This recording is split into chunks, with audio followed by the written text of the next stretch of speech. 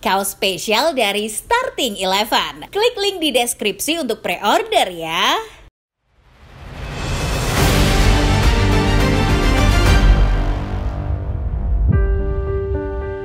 Como sukses memetik kemenangan ketika berhadapan dengan Napoli di pekan ke-26 Serie A Italia.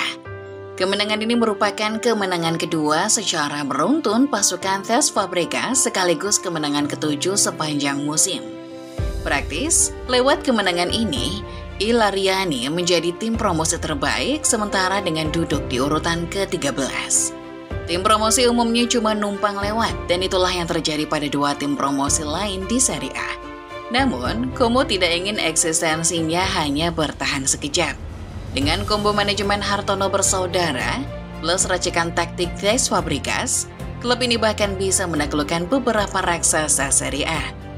Seperti apa perjalanan Como menjadi klub sangar yang kini cukup diperhitungkan?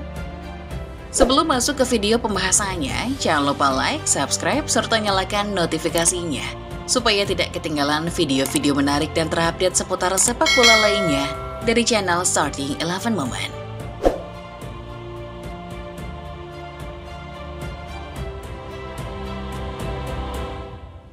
Berdiri pada tahun 1907, Como menikmati fase-fase paling suram mereka di awal era 2000-an.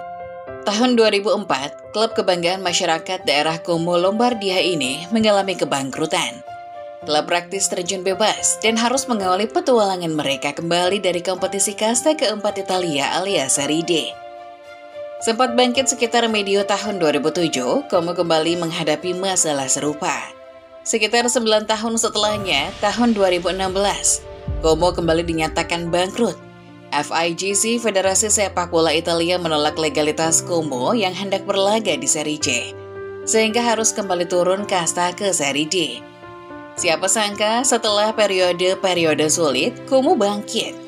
Ada sosok Hartono bersaudara, Robert Budi Hartono dan Michael Bambang Hartono, pemilik Jarum Group asal Indonesia, yang menyelamatkan klub kecil ini.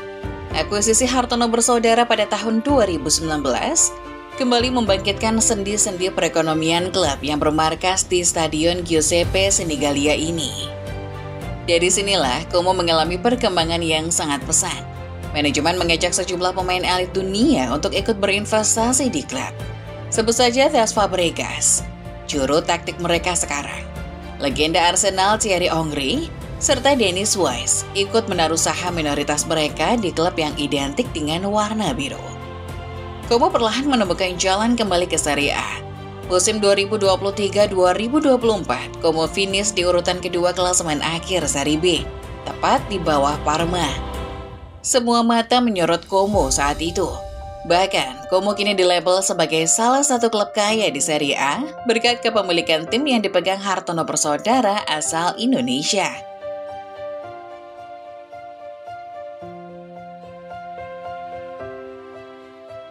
Uang ternyata bukan satu-satunya faktor yang bisa mengangkat Como kembali ke Serie A setelah 21 absen di kompetisi teratas ini.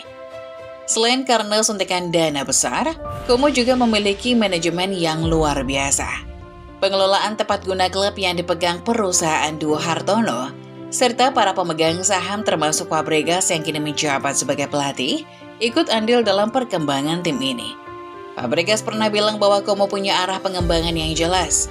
Klub tidak hanya ingin promosi ke Serie A, tetapi benar-benar ingin bersaing kembali di panggung tertinggi sepak bola negeri Pisa.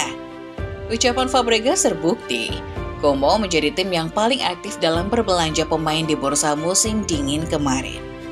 Manajemen secara total memberikan dukungan penuh pada Fabregas untuk membangun tim sesuai keinginannya. Tren Como dalam 14 pertandingan awal bisa dikatakan sangat buruk. Patrick Cutrone CS hanya mampu menang 2 kali selama periode tersebut. Fabregas sangat kesal dibuatnya. Ia pun langsung meminta pemain-pemain baru yang sesuai kebutuhannya.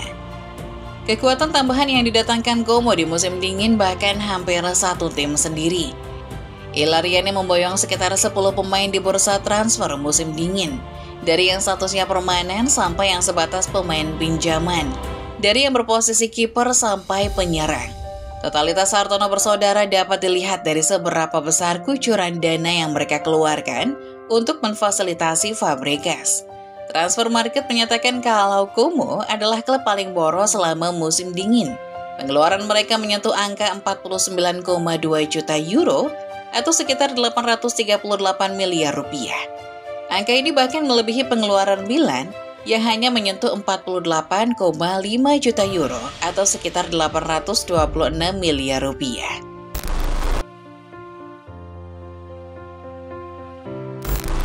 Ada 3 tim promosi ke Serie A di musim 2024-2025. Namun dari 3 tim promosi tersebut, hanya Como yang bisa nangkring di papan tengah. Sisanya tim-tim promosi ini harus berjibaku di ujung jurang degradasi untuk mempertahankan eksistensi mereka. Klubnya JICS, Venezia, jadi yang paling apes. 2 tahun berjuang di Serie B hingga akhirnya promosi di tahun ini. Anak asuh Eusebio Di Francesco tertahan di urutan ke-19. JICS dan kawan-kawan tercatat baru menang 3 kali dari 26 laga yang sudah dimainkan.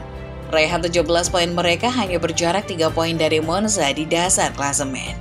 Beralih ke Parma, si kampiun Serie B 2023-2024. I Crociati yang punya sejarah bagus di Serie A juga tidak bisa banyak berkutik di musim ini. Klub yang identik dengan simbol palang hitam ini hanya mampu mengemas 23 poin. Mereka hanya berjarak 2 angka dari Empoli di tempat rata zona degradasi. Sementara Como punya cerita yang berbeda. Sedari awal akuisisi, Hartono bersaudara punya mimpi mengembalikan tim ini ke peta persaingan Serie A. Misi ini juga didukung oleh para pemegang saham yang ikut terjun langsung mengurus klub sebagai jajaran dewan. Fabregas sang juru taktik memang orang yang ambis.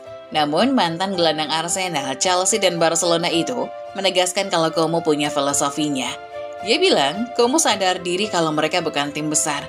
Maka dari itu Como lebih menekankan segalanya kepada proses, bukan hasil akhir. Dapat dilihat rekrutan mereka, mayoritas adalah pemain buangan.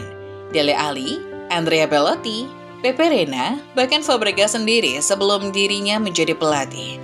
Como juga berani mencomot pemain-pemain muda yang masih sangat berpotensi berkembang.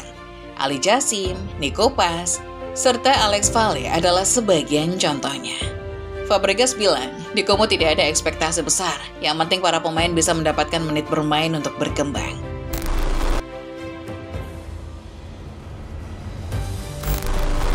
Uang memang memegang peranan penting dalam transformasi Como, tapi sejatinya kemampuan manajemen yang bagus adalah kunci sesungguhnya. Kalau kita ingat lagi, Como dibeli Hartono bersaudara dengan harga sangat murah. Artinya sedari awal, uang bukan perkara paling vital dalam perkembangan Como sekarang.